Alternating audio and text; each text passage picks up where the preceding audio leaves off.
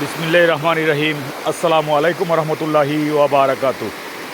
আমি এই মুহূর্তে টেংরা ইউনিয়নের উরকিলা গ্রামে, যেটা যেদিক থেকে বাঁধটা ভেঙে পানি ঢুকছে তার ঠিক পেছন সাইডে। আর এই দেখুন, রাস্তা ক্রস করে এখন কলেজ পয়েন্টের দিকে পানি ঢুকতেছে। কলেজ পয়েন্টের দিকে পানি ঢুকতেছে প্রবল বেগে। রাস্তা ক্রস করে, একামদুর রাস্তা ক্রস করে পানি ঢুকতেছে প্রবল বেগে, এবং কিছুক্ষণের মধ্যেই, ঘণ্টাখানেকের মধ্যেই কলেজ পয়েন্ট সহ গয়গর জলমগ্ন হয়ে পড়বে।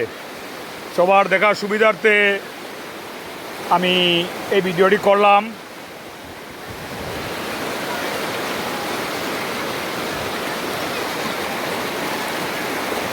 পানিতে প্রচণ্ড স্রোত এবং পানিগুলা খুব গুলা পানি। প্রচণ্ড স্রোতে পানি নামতেছে।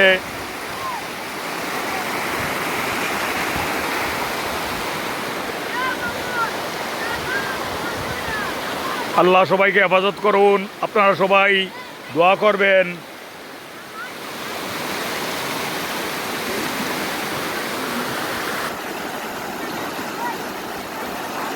দেখুন কি প্রচণ্ড স্রোত নিয়ে পানি ঢুকতেছে। এটা আমাদের গয়গরের দিকে ঢুকতেছে, এবং এই পানি কলেজ পয়েন্ট হয়ে রাজনগরের দিকে ক্রস করবে।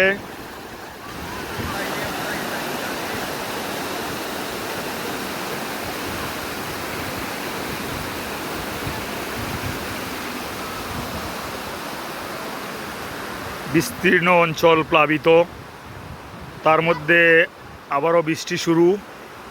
চলার পথে পাশে থাকবেন, কথা হবে, দোয়া করবেন। আসসালামু আলাইকুম রহমতুল্লাহি ওয়া বারাকাতু। বিসমিল্লাহির রহমানির রহিম। আসসালামু আলাইকুম রহমতুল্লাহি ওয়া বারাকাতু।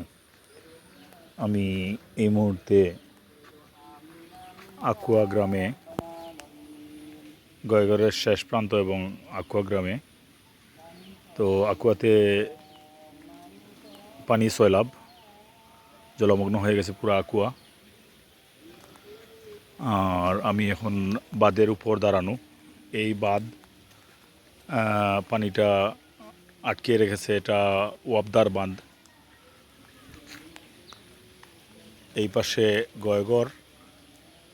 গয়গরের পরে এই কলেজ পয়েন্ট, রাজনগর।